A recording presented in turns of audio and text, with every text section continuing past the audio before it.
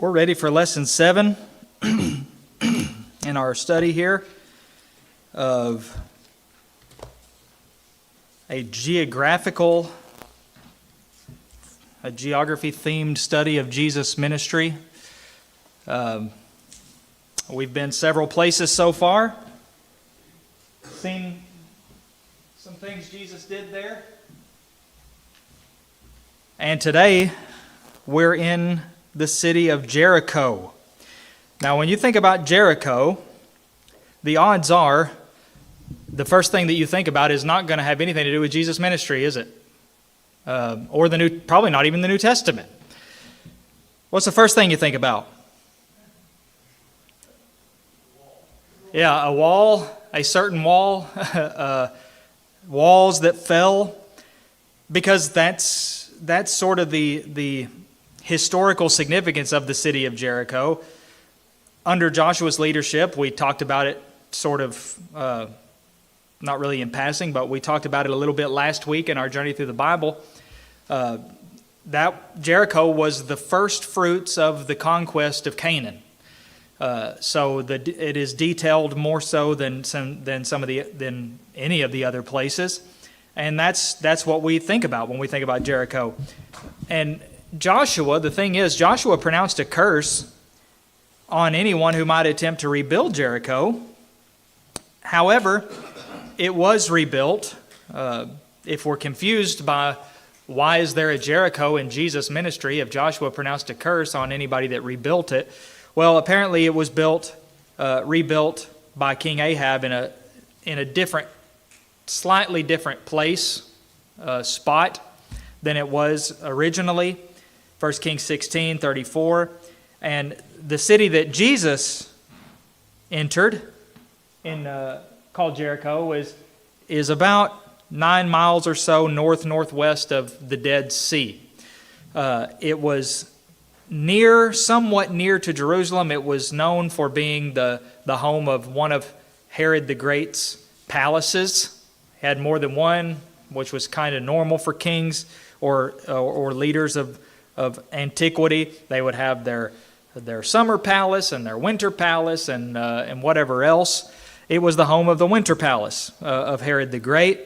And Jesus went through Jericho and to Jericho on at least a few occasions, probably more, but we read of a few of them, a couple of them, I should say, in what we're going to look at this morning, Matthew chapter 20, and then we're going to be in Luke for the remainder of the time. A little bit different today because rather than looking at 3 different events, per se, from Jesus' ministry, we got 2 events, and the other significant Jericho-related event, for lack of a better word, that is connected with Jesus' ministry is one of his most famous parables. I would almost call it, well, one of his most famous is definitely a good title. It's hard to compete with the prodigal son, I think, because most people, I think that might be considered his most famous overall, but the Good Samaritan is right up there with it, and one of the settings of that parable is Jericho. So we'll take a look at that as well here at the end. But we're going to start in Matthew chapter 20. In Matthew chapter 20, beginning in verse 29. Matthew chapter 20, beginning in verse 29. And just for the record, it's also in Mark 10, verse 46, and Luke 18, verse 35. If you're interested in that, but our text mainly is going to be Matthew chapter 20, Matthew's account. Here's what we read. And as they went out of Jericho, a great crowd followed him. And behold, there were 2 blind men sitting by the roadside. And when they heard that Jesus was passing by, they cried out, "Lord, have mercy on us, Son of David." or your version might just say, have mercy on us, son of David, possibly. So 2 blind men, okay? I want to go ahead and nip something in the bud here, because if you compare the 3 accounts, there's a little bit of confusion, or there has been some confusion, because in Matthew's account we read that there were two blind men, and then Mark's account seems to suggest there was just one blind man, and then Luke's account seems to suggest that there was one blind man when he entered Jericho, and then there was another blind man. I think. Maybe I got it wrong here. There's one. Matthew says 2. Mark says 1. And Luke says 1. Well, there's one detail that I'm not seeing here. Maybe when they left Jericho. At any rate, there's no contradiction here. If there were 2 blind men, if Jesus healed 2 blind men at Jericho, he also healed 1 blind man at Jericho. Didn't he?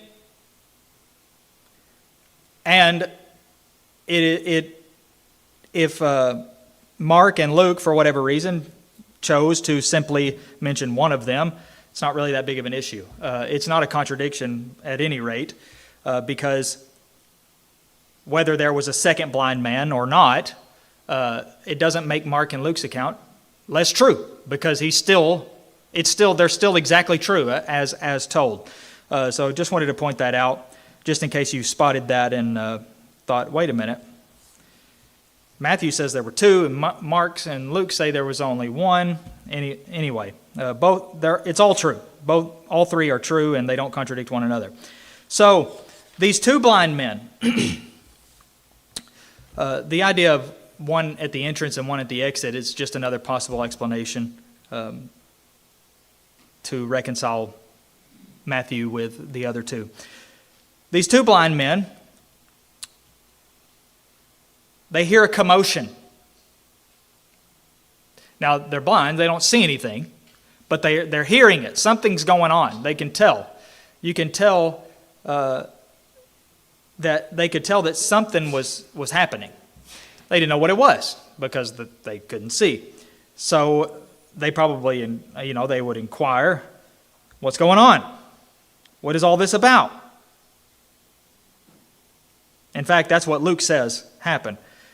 They heard the crowd, and they inquired what this meant. In other words, what is all this? What's happening?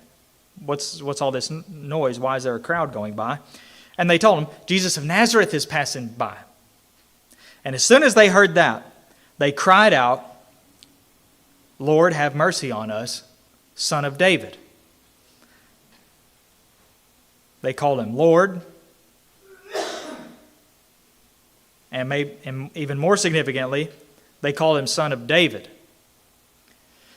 Now, to call Jesus Son of David, the Son of David, that is calling Jesus the Messiah. Really, ultimately, when we get right down to it, that's the significance of him being the Son of David. But what we read next is the crowd rebuked them. Told them to be quiet. But they cried out all the more, Lord, have mercy on us, Son of David. And stopping, Jesus called them and said, what do you want me to do for you? And they said to him, Lord, let our eyes be opened. And Jesus, in pity, touched their eyes, and immediately they recovered their sight and followed him. Lord, have mercy on us, Son of David. And we can't overlook the fact that Matthew tells us a great crowd was following Jesus. So, a lot of people, he's traveling through. He's obviously not intending on spending a lot of time at Jericho at that particular moment. So you can just imagine this great crowd mobbing around Jesus, the disciples with him, probably wanting to, protect him to some extent. The people even were annoyed that these blind men were yelling out. And yet, Jesus stops. He stops. And he calls out to them and wants to know what they want. He asked them. He probably knew what they wanted, but he asked anyway. What do you want me to do for you? What can I do for you? How can I help? And naturally they said, we'd like to see, please. And anytime we read something like we read in verse 34, I've marked it because I find it moving. Jesus touched their eyes. He touched them. He reached out and he touched them. The ESV says in pity. I'm not a huge fan of the word pity. I'm not saying that it's not accurate as far as translation goes, but at least in our vernacular, I think pity has a slightly different connotation than compassion. Some of the older versions say compassion. And, I think the words they mean the same thing. Really, they're the same concept. But at least to my mind, pity just has a slightly different idea behind it. But Jesus had compassion on them. He felt sorry for them, if you might say. He pitied them, but not in a I don't know how to explain what the distinction I'm trying to make, but he felt for them, he was moved by their situation, and he reached out and touched them. He didn't have to.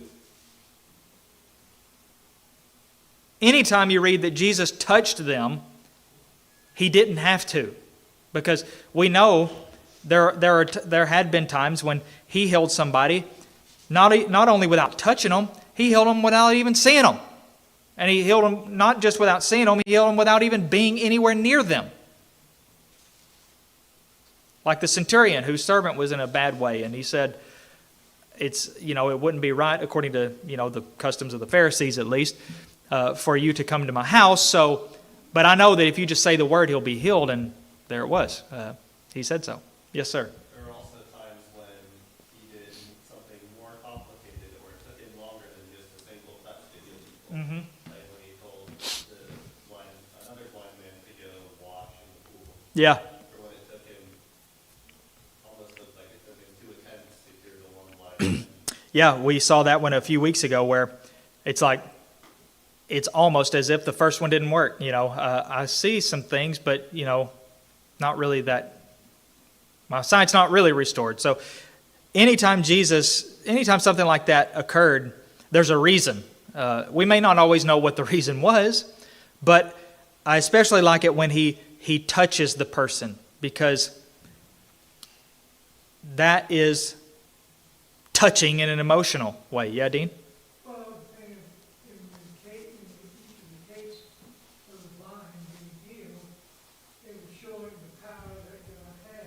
Mm-hmm. He could either touch the individual or have he was the stiff, he touched them through there, and so they weren't healed until they went and did what he told them to. And the other, I think, he just healed them without even doing anything. So that's just it. It just shows the power that God has, and no matter what he does, that part will make him mad. But the fact is, he healed him. Yeah. He healed him regardless of how he did it. Mm-hmm. And when you think about it, the stopping and talking with them and spending this time. We don't know how long he was standing. I mean, obviously the gospel writers are just telling us the absolute bare minimum summary. I highly doubt that this encounter lasted only as long as it takes us to read it. You know, Jesus' question was probably summarized. Their response was probably summarized. He spent some time with these two men. And that is so much more impactful and powerful than if he had just, in his divineness, perceived that they were blind and that they wanted to not be blind anymore. And so as soon as he walked by, their eyes were open. That could have been done. Jesus walks by. He knows there's blind men sitting there. And as he walks by, knowing that they want to see, he makes them be able to see. Never says a word to them. Never turns his head. Just keeps going. And they would have been amazed, wouldn't they? Yeah. Yeah.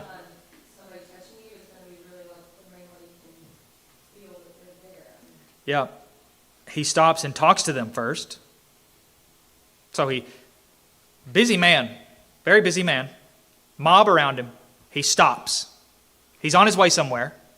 He stops, talks to them, asks them what they want, listens, and then by his compassion, he touches them and heals them. So it's so much more than just a display of power. Jesus showed more than just power. He showed care and concern and love and compassion.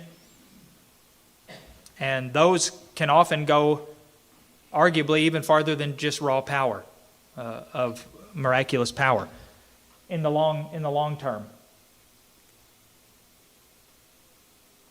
And they followed him as a result.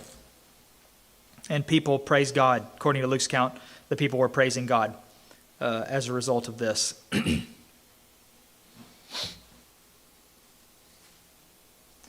All right. Next is Luke 19. A famous man. Two famous men here. For different reasons, obviously. A man who goes by the name of Zacchaeus.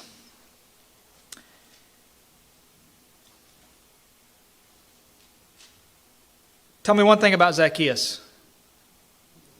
He was short. Thank you. I'm glad that was a risky question because even right there at the beginning it says two things about him that's not that. But that's what we know about Zacchaeus, isn't it? He was short. He was a wee little man. That's what the children's song, the Vacation Bible School song, whatever you want to call it, says. And that's, you hear Zacchaeus, you think, little man, short little man.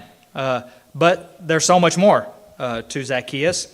As Luke records in Luke 19, first 10 verses, here's what it says. He, that is Jesus, entered Jericho and was passing through. Again, here we go. And behold, there was a man named Zacchaeus. He was a chief tax collector and was rich. And he was seeking to see who Jesus was. But on account of the crowd, he could not, because he was small in stature. Hence the song. Zacchaeus was a wee little man was he. If you know the rest of the song, you know what happens next. What did he do? He climbed up in a sycamore tree.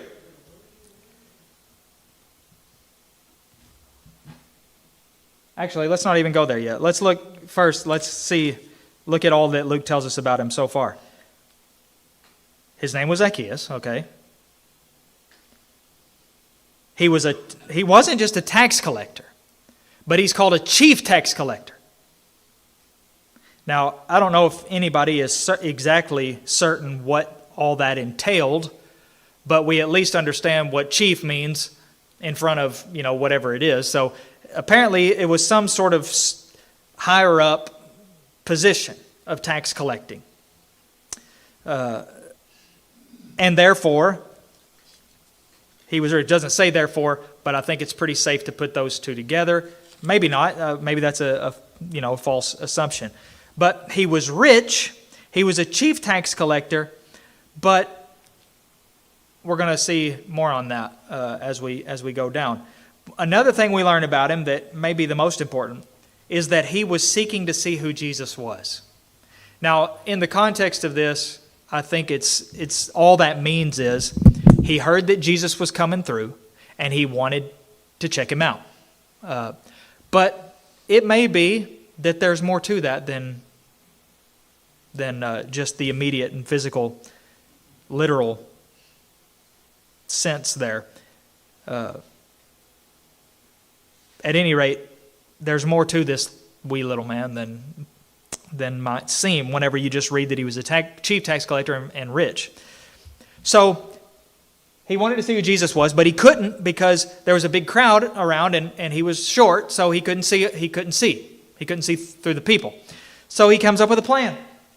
He ran on ahead and climbed up into a sycamore tree to see him. So a big crowd. It's almost the same picture we just saw with the two blind men.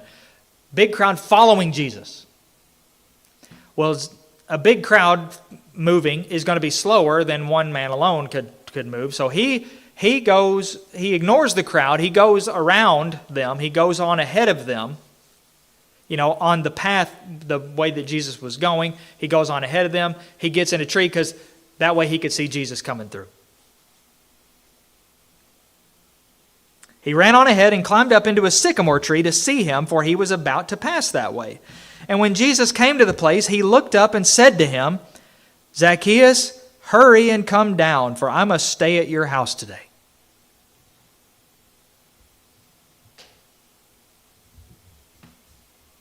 So he hurried and came down and received him joyfully.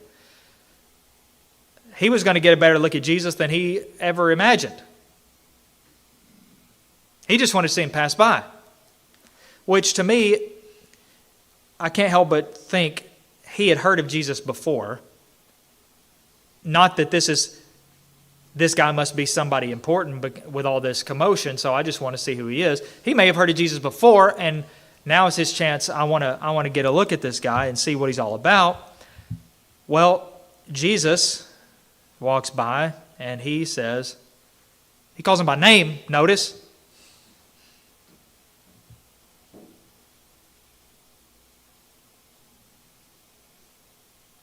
Hurry up and come down. I'm going to stay at your house today. In fact, he says, I must stay at your house today.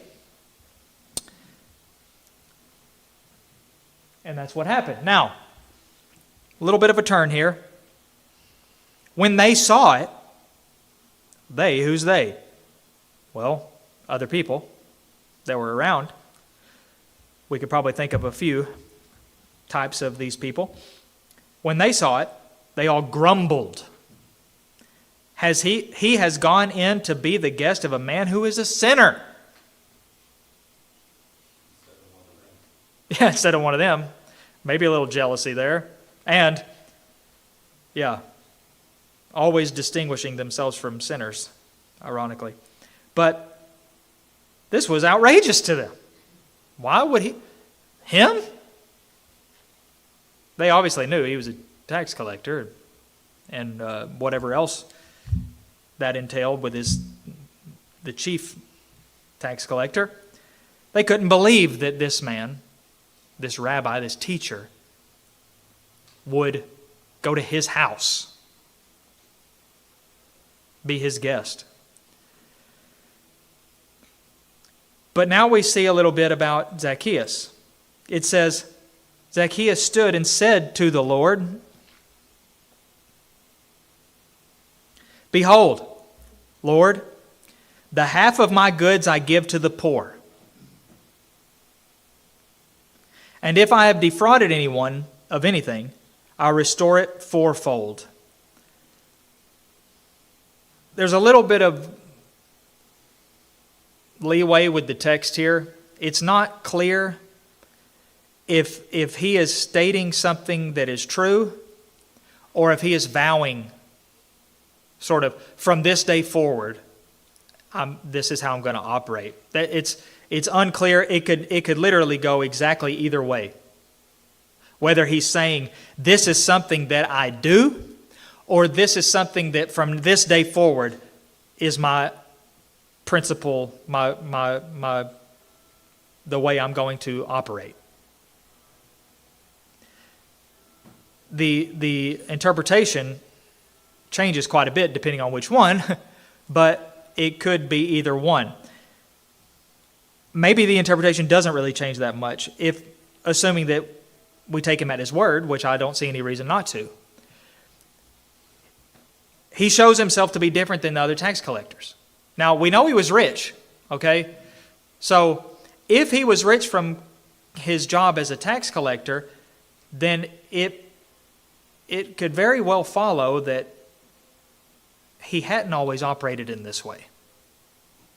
And the fact that he's saying this, if it's a vow, might be because he understands that, and he's going far beyond, the Old Testament regulation of restoring something to someone. He says, I'm going to restore it fourfold.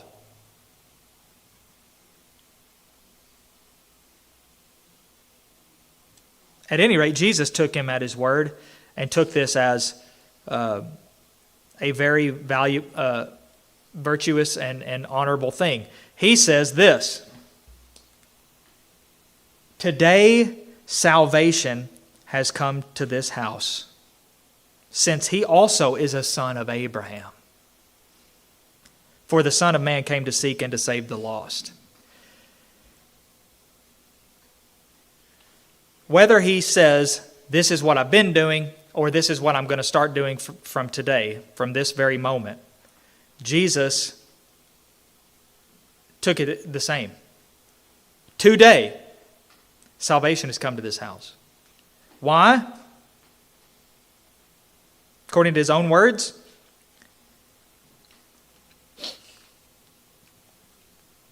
because he's short and the world's against him, and he deserves it. It's not his fault God made him short. Okay, he was lost. What else was he? Repenting. What does Jesus say he was? He's a son of Abraham. Now, why would he say, today salvation has come to this house, since he also is a son of Abraham? In other words, what does that mean?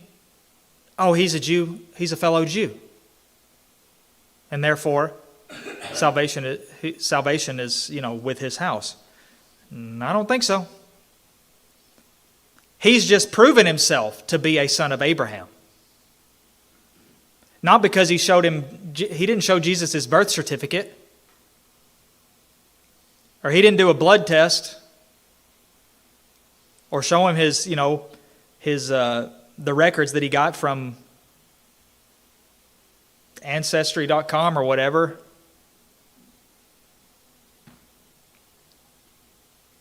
His heart. He did show him his heart. He showed him his intention. He showed him his new way, or at least different way of operating, whether it was new or not. Seems to me, I guess very recently, I've sort of changed what it seems to me that he's saying, more from a declaration of truth to a vow. But Jesus says, the connection to he's a son of Abraham is to this. This is what made him a son of Abraham. Being like Abraham. And Paul made this distinction. He explained. Even John the Baptizer made that same kind of distinction.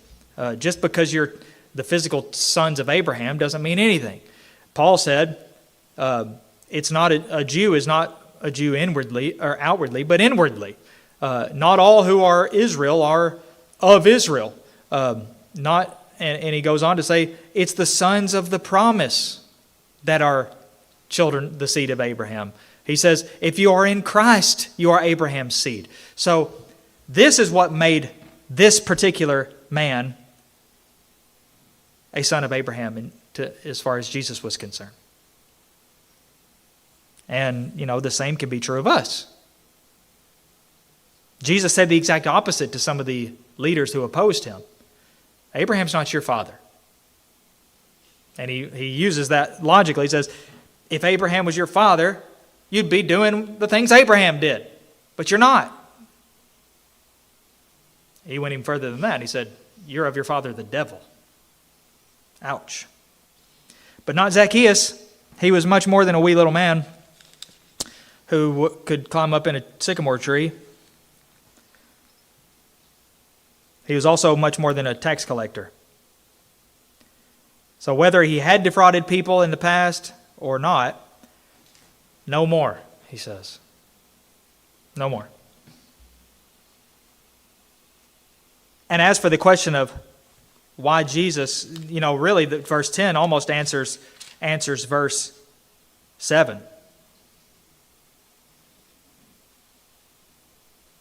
He's gone in to be the guest of a man who's a sinner. Son of Man came to seek and save the lost. At least that's how he puts it in this place. Those who are well have no need of a physician, but those who are sick.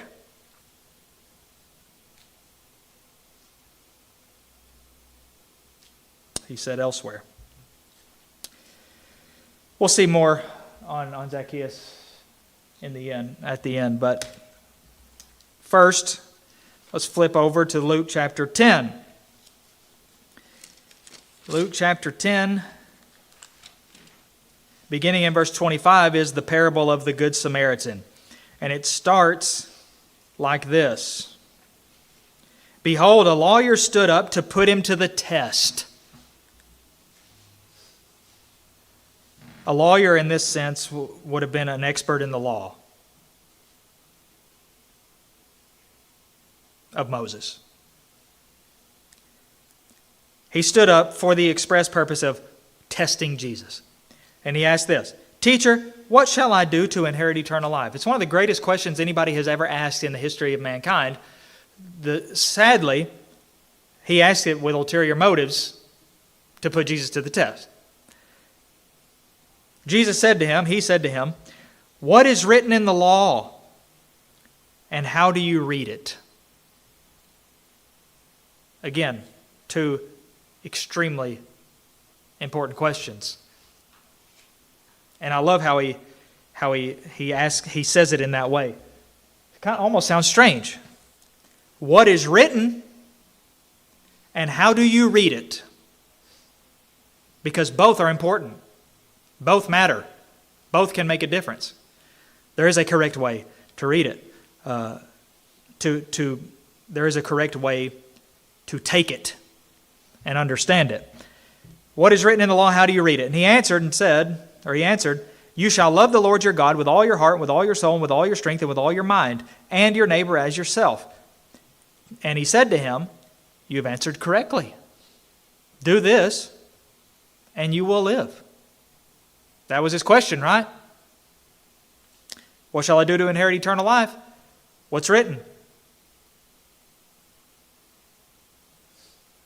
What's written in the law? What did Moses write? Somebody asked us that question. We should ask the same. What is written? What must I do to be saved? Well, what's written? Let's look. Let's see. What did the apostles say? What did Jesus say? And he said that the two things that Jesus himself said are the greatest commandment and the second. There's so much variance in how people interpret loving the Lord with all their heart. Like, we Yeah. believe that would involve doing certain things. Like if you truly love him with all your heart, then you're naturally going to do these certain things. Some people interpret that as it's just feeling. I feel like I love him. Yeah. Hey, sounds pretty easy. Because now that I think about it, I do love God. At least I don't hate God, you know. When I think about God, I don't have bad, adverse, feelings. So I must love him. No, not quite. A lot more involved in loving God than that. I wouldn't even call that the bare minimum. That's just nothing. That means absolutely nothing. Zero. I don't have bad, negative feelings about him. Well, you're still at zero at that point. And he said to him, that is correct. You've answered correctly. But he, desiring to justify himself, so here again, Luke tells us his motive outright, said to Jesus, and who is my neighbor? Who is my neighbor? That's the question that sets up the whole parable of the Good Samaritan.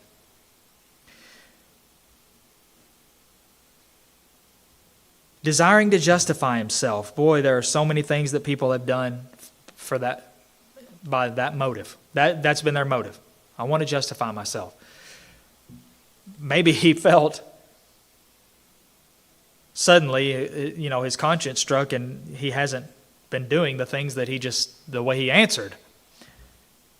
Who is my neighbor? Almost as if to say, well, I need to know who I am obligated to help or love, or maybe even more accurately, I want to have it all laid out so that I know who I am not obligated to love. If I have to love my neighbor as myself, I need to know who is my neighbor. So that way I'll know who I don't have to love. And that was what prompted the parable of the Good Samaritan. A man was going down from Jerusalem to Jericho. That's how the parable starts. A man was going down from Jerusalem to Jericho. Anybody that lived in that area would be familiar with that concept. And they would also be familiar with the fact that it was apparently a notoriously dangerous, at least had the potential to be very dangerous, as it's been recorded. Lots of places there were plenty of instances where what happens in this parable happened in real life. That's sort of the basis of this parable. It's grounded in experience of that area, of that road. Well, this man was going down that road, and he got mobbed. He got mugged, robbed, and beaten half to death, and was left there unconscious, seemingly unconscious, laying there half dead. Now, there's the setting. Now a priest goes by. By the way, the implication is, as we're going to see, the man that went down this road was Jewish. He was a Jew. That's important. Now a priest goes by. Also a Jew. And a religious leader. Whoops, how'd I get there? I should have gone here. A priest went by, saw him there, passed by on the other side. Sees him lying there. He crosses over and goes by on the other side. Okay? Then, let me get by my map again. Next, a Levite goes by. Or comes up. Passed by on the other side. But a Samaritan, as he journeyed, came to where he was, and when he saw him, he had compassion. He went to him and bound up his wounds, pouring on oil and wine. Then he set him on his own animal and brought him to an inn and took care of him. The next day he took out 2 denarii and gave them to the innkeeper, saying, "Take care of him, and whatever more you spend, I'll repay you when I come back." What's the significance to a Samaritan? Well, you might want to write, if you make notes. John 4:9 is a good scripture to write next to, especially verse 33. Because John chapter 4 verse 9 says this. John, in one of his characteristic parenthetical statements, he says that John 4, by the way, is Jesus and the woman at the well at Samaria. Jesus and the Samaritan woman. John says, "For Jews have no dealings with Samaritans." You see? That's the most that the New Testament gets into the relationship between Samaritans and Jews, at least in that way. But they don't like each other. They hated each other. One equally as much as the other. It was a mutual hatred. They didn't even had no dealings with one another. That's why the Samaritan woman, not only was she a woman, but she was a Samaritan. That's why she was so shocked that Jesus spoke to her. Was conversing with her, because it just didn't happen. Now, that's why Jesus is setting this parable up. The Samaritan, that is the point. That's why it's called the parable of the Good Samaritan. Because the context is, here's a Jewish man. The Jewish priest walked by, couldn't be bothered.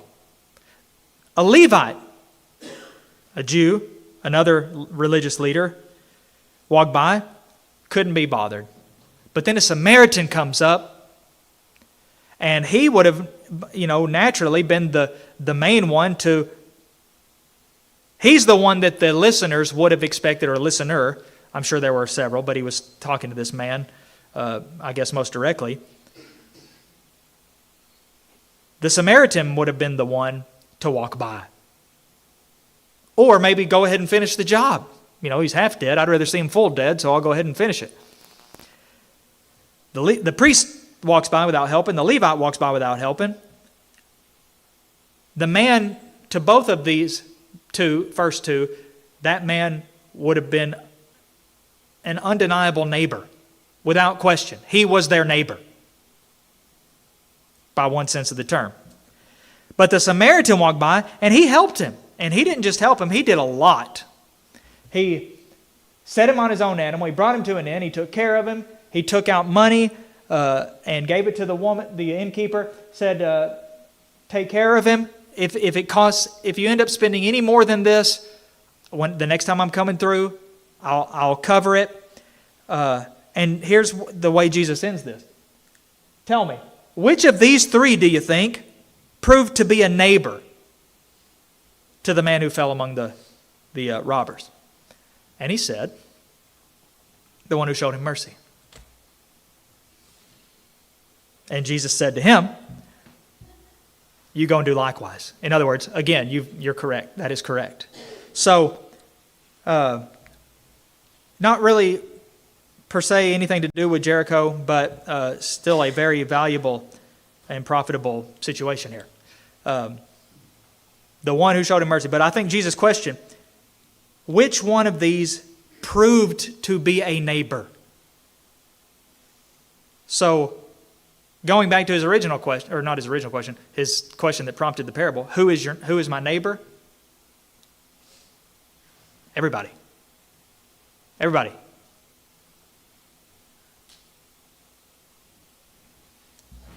And therefore everybody deserves to be shown that love and mercy. The fact that the man was a Jew was irrelevant in this Samaritan's mind. But he proved to be his neighbor by showing him mercy, helping him. So you go and do likewise. Okay, so some applications. Zacchaeus, the effort that he made to see Jesus. Pretty powerful, pretty good example for us. Because he had some obstacles, didn't he? He had obstacles. He had obstacles within himself. He had obstacles from outside. He had obstacles from outside because of the people. I want to see Jesus, can't get to him, can't see him. He also had personal obstacles in that he was short. And he found a way to overcome both of them to get to Jesus. And there are obstacles that we are going to have to overcome to come to Jesus as well. And they may be within, they may be personal, or they may be external. People who lead us away or trying to lead us away, maybe unintentionally, maybe intentionally. Things within my own mind and heart I got to overcome, take his example and overcome whatever obstacles stand in our way. Number 2, we cannot truly call Jesus our Lord if we're unwilling to do what he says. Yeah, David, go ahead. I know that 1964 lady, she was, lived in New York City, and she was beaten, stabbed, and killed, and people were putting knuckles under her. Nobody stepped forward to help her at all. Then later on, they passed him to come along, and good Samaritan Yeah. in the city.